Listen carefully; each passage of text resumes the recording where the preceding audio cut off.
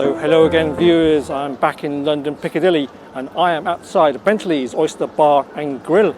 Granted, yes, this is yet another hotspot for the rich and famous, but hear me out, this place indeed has some noteworthiness and of course, surprisingly, has some rather humble beginnings. So it was in 1916 when a William Bentley opened the doors here at number 11 to 15 Swallow Street, shucking and feeding fresh oysters to anyone within the vicinity who had the appetite for them. It would quickly become a crown jewel in London's range of seafood eateries and has been so for over 100 years. At the end of service, William rushed back to catch his train to his hometown in Clacton-upon-Sea to perform in an open-air theatre which he helped co-found, in pursuit of his true passion, and that is of a stand-up comedian. That was a little bit of a jumbled up way to introduce things, but just wanted to set the tone of what Bentley's is all about, and I'm keen to share that all with you. So let's not waste any more time, it's rather cold out here, so I shall see you by the table.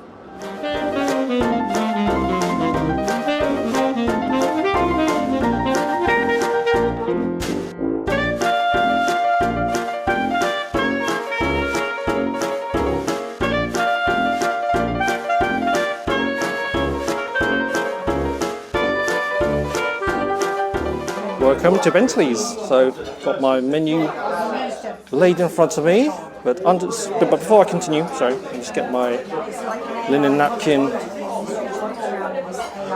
laid down.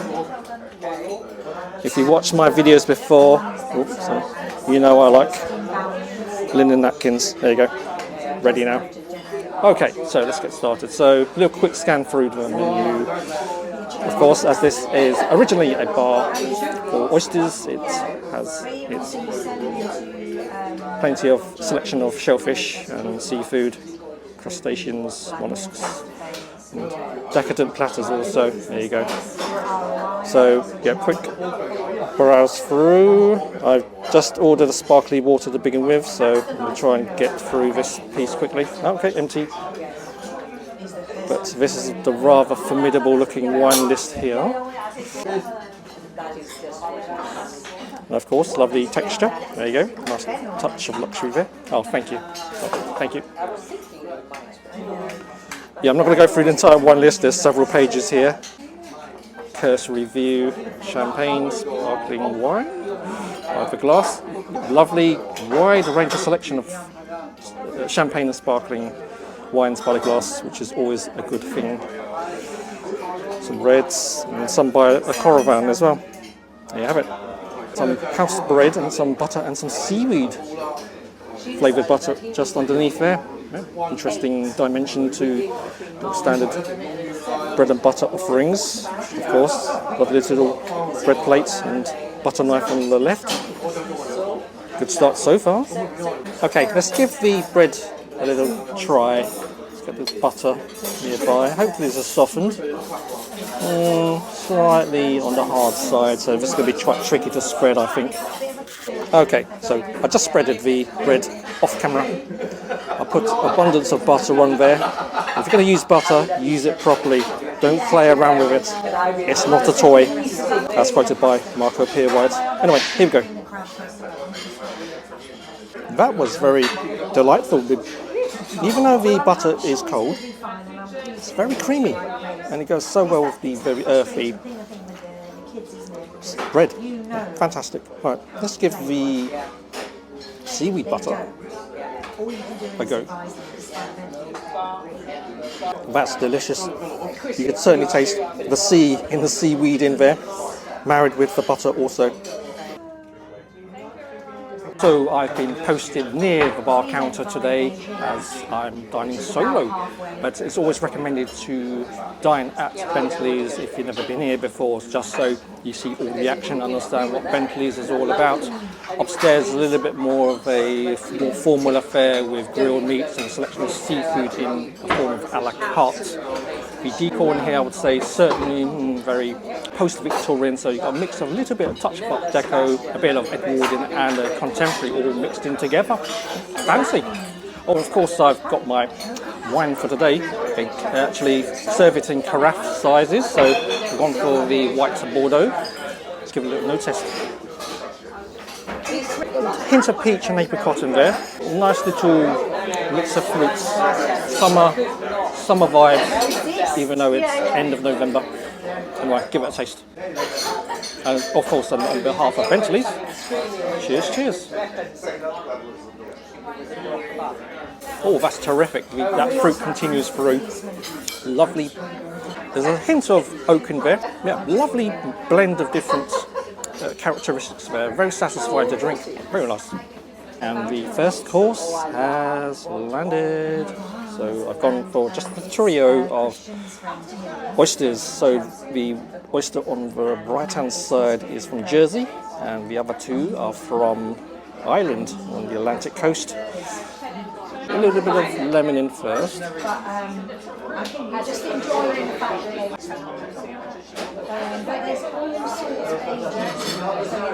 And then the minuet, excuse my pronunciation.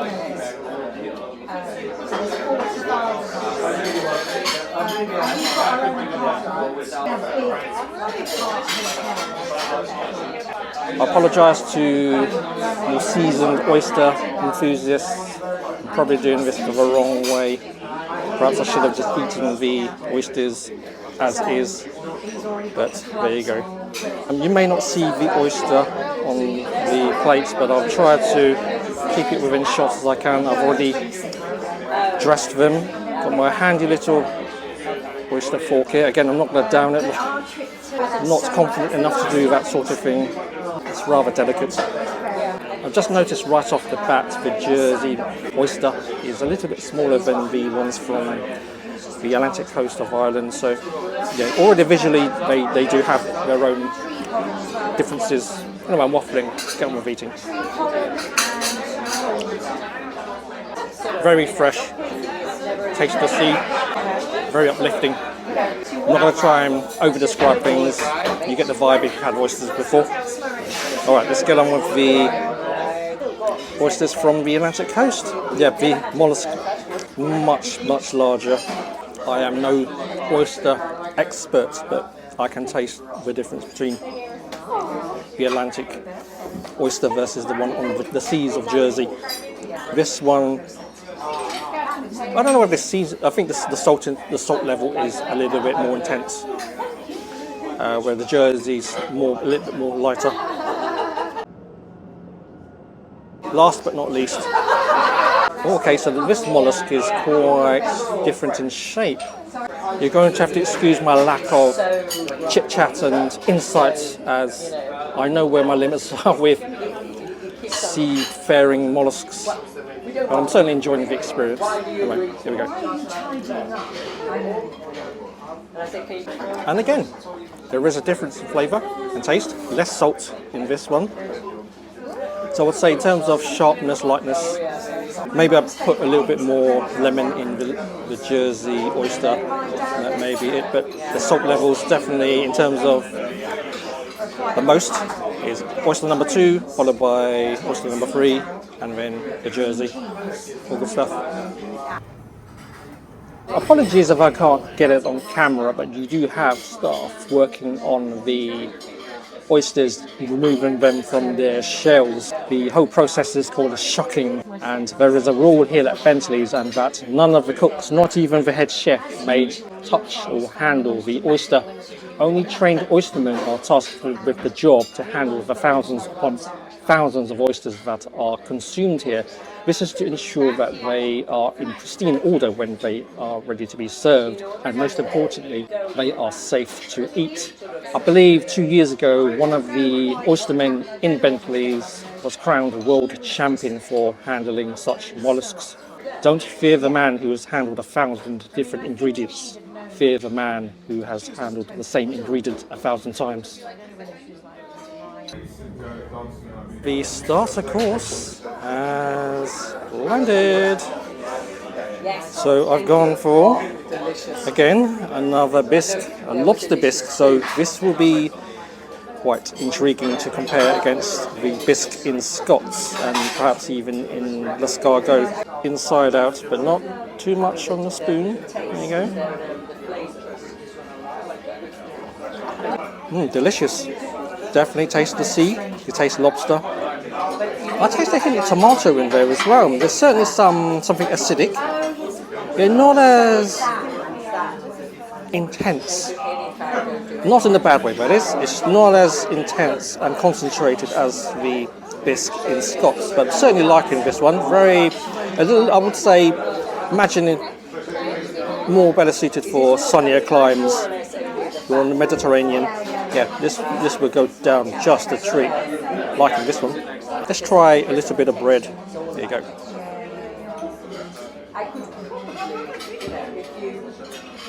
Because I think anything slowly cooked and everything just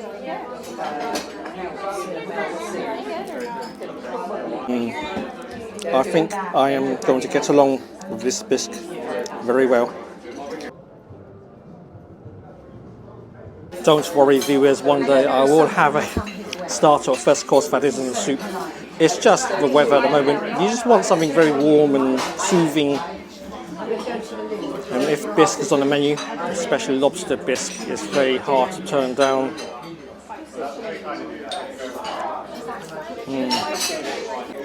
There is butter in there. Just pushing the right buttons.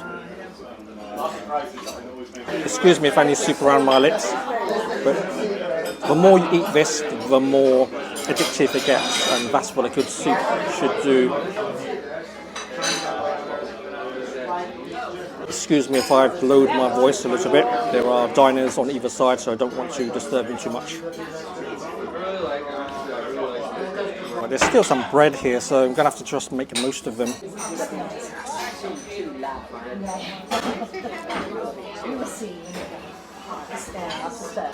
It's definitely keeping my palates busy, this one. I really like the metallic salt and pepper pots, but honestly it's not needed so far. Food is seasoned spot on, and that's when you know when the cooks have it just right.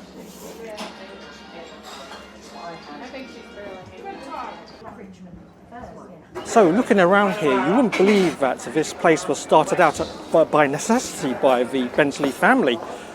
It was back in 1916, and just like with the founder of Wilton's 120 years before, William Bentley started out selling oysters by the barrowload. So economic challenges of the First World War necessitated that William and his wife invested in oyster beds in Mersey Island, a place where even the Romans gorged upon to satisfy their appetites for mollusks.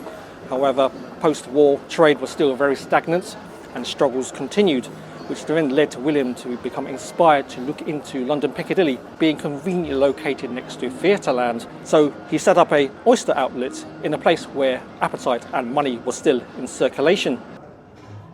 So Bentleys would remain under the family ownership until 1978. What followed was an era that perhaps Bentleys wished to forget. And Oscar O'Wide, a renowned nightclub mogul, and also dubbed by the UK press as Britain's biggest pimp, took ownership of Bentleys somewhat around the 1990s and was subjected to ridicule by the press at the time. The decor and the food somewhat mirrored the deliberately seedy image that was driven home by Oscar O'Wide. Bentleys was described to be a shell of her former self, no pun intended. And Bentley's reputation wasn't helped by Oscar O'Wide's constant association with the adult entertainment industry, and as well as his constant brush up with the law and the taxman. And during those bleak periods, possibly through the door behind me that leads into the kitchen, toiling away behind the hot stoves, a young future Michelin star chef named Richard Corrigan perhaps saw some potential and future in Bentley somewhat. Fast forward to 2005, he returned fully seasoned and established and bought Bentleys, and what followed was an extensive renovation to bring Bentleys back to her former glory. Richard maintains that he is not an owner, but merely a custodian of Bentleys.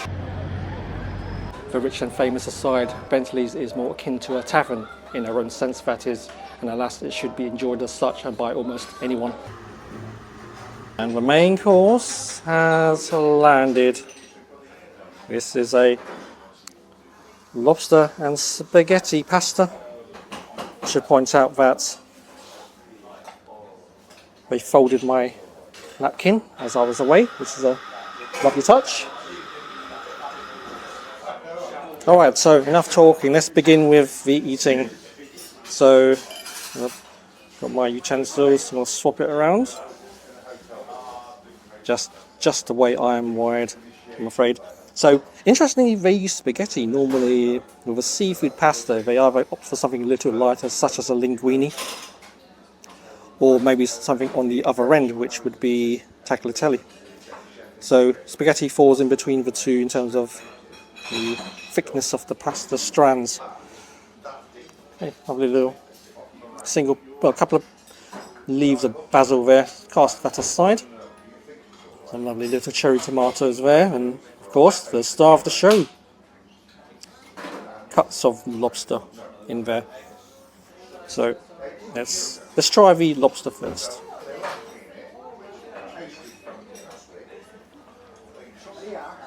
Lovely flavour, very intense, very well seasoned. Lobster normally is quite bland without some preparation and some partnering ingredients, but they've done a great job there. Let's try a little bit of pasta. Right, I've never twirled pasta noodles on camera before, so you have to bear with me.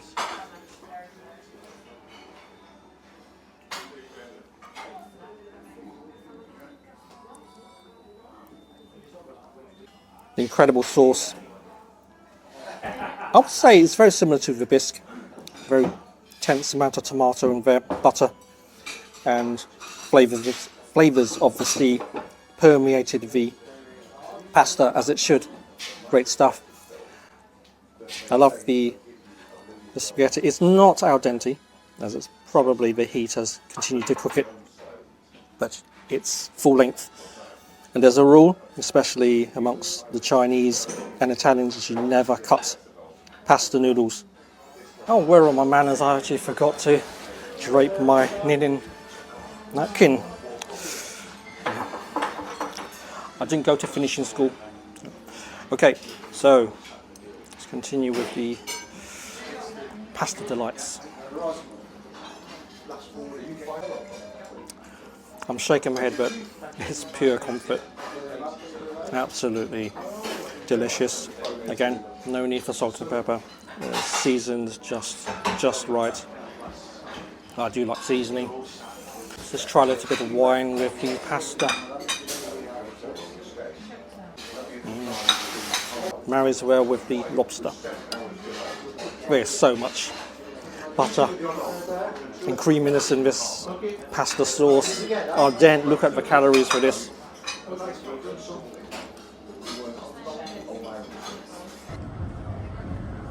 I'm starting to feel quite full, and there's a little bit of the pasta and a few pieces of lobster left to finish off, and of course there's another piece of bread and another half a roll left. So yeah, just have I said how rich this sauce is?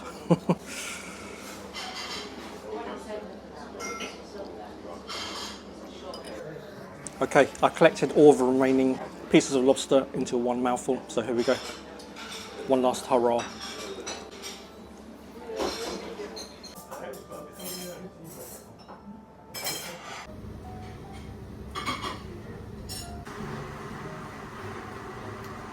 Behold the Bentley's dessert menu. Soft serve, which is ice cream, and your main body of dessert choices here. I will try to find some room, I promise. Find the inner strength and resolve to fitting that final course. First world problems here. Okay, and the fourth and final course has landed. Oh, should point out again, they folded my napkin. Okay, so this is the Bentley soft serve. The flavour of this dessert is tropical fruits with a madeleine. So there's all going on here, very international in terms of flavours and produce. I like the dates here. They look very ripened and very soft as well. You can see that, but they just should be a delight to eat. All right, so how am I going to get started with this? It's going to be a bit tricky. Have a little bit of everything, okay? So let's get into the ice cream, a little bit of the fruit. I can see some mango in there. All right. very cleansing on the palate, very light, very refreshing. Okay, let's try another spoon. That was a piece of pear there. Okay, another. That was a gooseberry, I believe.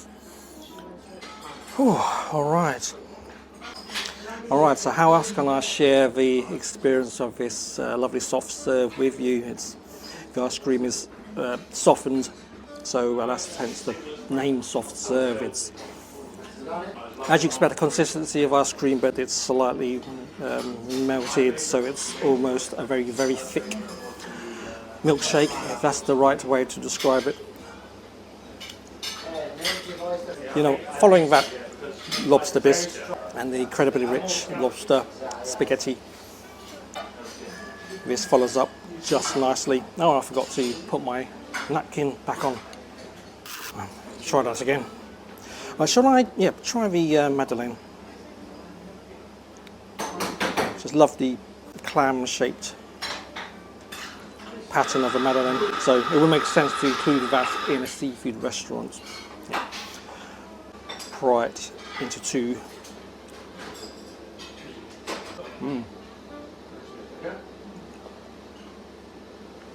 Because I booked a late table during lunch service, I'm overlapping in towards dinner, so they're now laying out lovely little lamps on the table. Yeah, so back to Madeleine's, it is indeed cinnamon in there, so very much festive flavours going on with a dusting of icing sugar.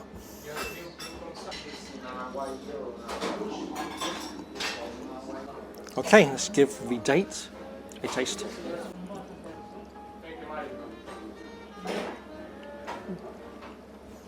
Thankfully it's been de-seeded. Oh, I'm going to need some time alone to finish this, so we'll see you all outside in a little while.